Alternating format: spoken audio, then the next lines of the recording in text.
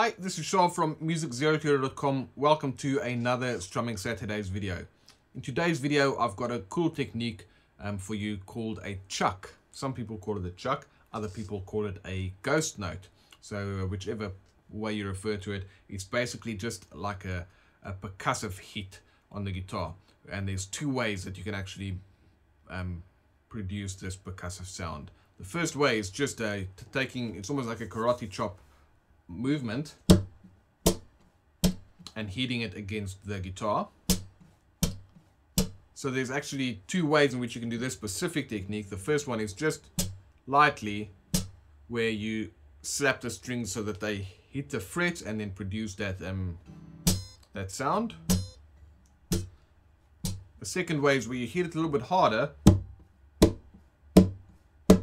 We're getting the actual like a bit more of a drum sound on the actual guitar. Alright, so if I play, the very first rhythm we looked at was 1, 2 and 3 and 4, and then we experimented by putting a tie onto beat 3. We also put an 8-note rest on beat 3, but now I'm going to put this ghost note on beat 3. Okay, so let me play it for you once with this ghost note, making use of this string slap against the frets. It sounds like this.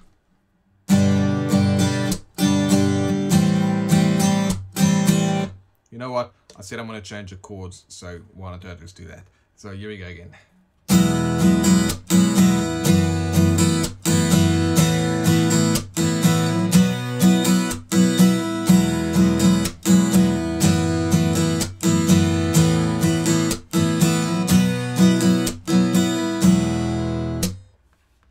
Alright, so that sounds quite vibey. I'm actually making use of that percussive hit on the guitar. Instead of using a tie or a rest, I'm actually producing a purely percussive tone on the guitar.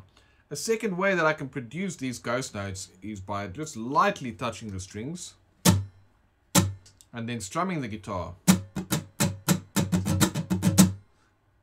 Don't press too hard, because then you'll get the notes to ring out, and don't press too lightly around the 5th fret or the 7th fret, because then you're going to get harmonics. All right, so let's move the chord shapes again, because these work better with bar chords. So what I'm going to do is I'm going to play F, G and A minor. All right, and I'm going to use that same rhythm, but on beat 3, instead of using like this karate chop style technique to produce that percussive tone, I'm going to strum it by releasing my left hand pressure of the chord, and then I can just strike the strings and it will give me a ghost note sound as well. So this is going to sound like this.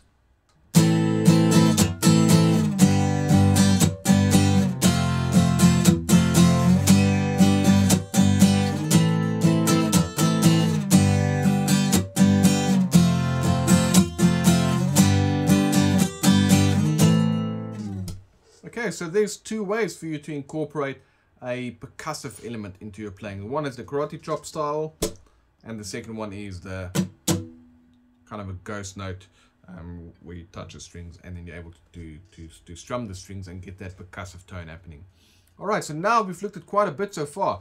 We've checked out how to use ties, we've used rests, we've also used, we looked at anticipation, and now we've looked at using this percussive element into your playing. So we've looked at quite a lot so far. So instead of throwing even more kind of things away from technical point of views, what we're going to do in the following videos is we're just going to check out some cool chords with variations of these kind of strumming patterns.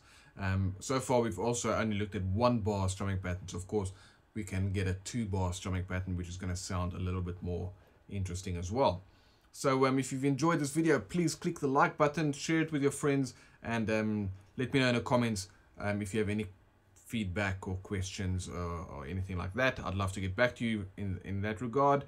And then if you'd like to check out some more strumming patterns, I've got a strumming patterns for beginners ebook at acousticguitarlessons.co/ebooks. So you can go and check that out there. And then, as always, have a good one, and I'll see you in the next video. Take it easy.